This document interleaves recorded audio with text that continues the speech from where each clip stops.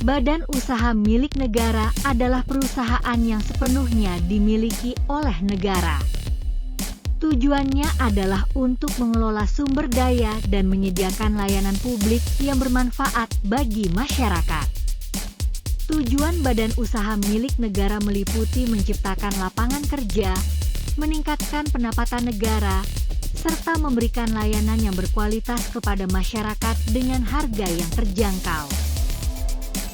Tugas badan usaha milik negara mencakup pengelolaan sumber daya alam, penyediaan infrastruktur, serta pelaksanaan program-program pemerintah dalam bidang ekonomi dan sosial.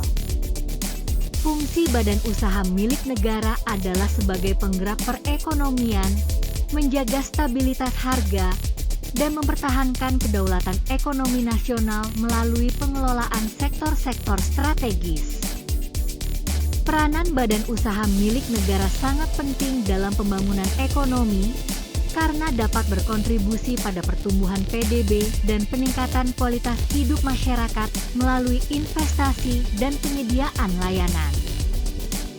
Ciri-ciri badan usaha milik negara antara lain adalah dimiliki sepenuhnya oleh negara, berorientasi pada keuntungan dengan tujuan sosial, serta dikelola sesuai dengan prinsip-prinsip pengelolaan perusahaan yang baik.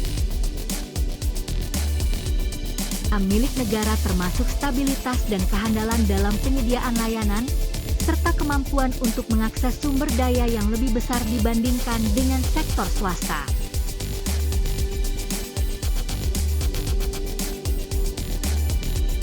Namun, kelemahan badan usaha milik negara dapat mencakup birokrasi yang lambat, kurangnya inovasi, dan tantangan dalam memberikan pelayanan yang efektif seperti yang diharapkan masyarakat.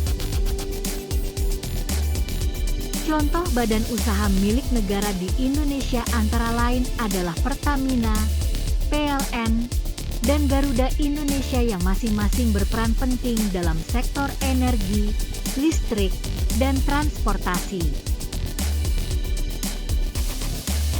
Badan usaha milik negara juga berfungsi sebagai alat untuk mengendalikan monopoli dan oligopoli di sektor-sektor strategis demi kepentingan masyarakat dan perekonomian nasional.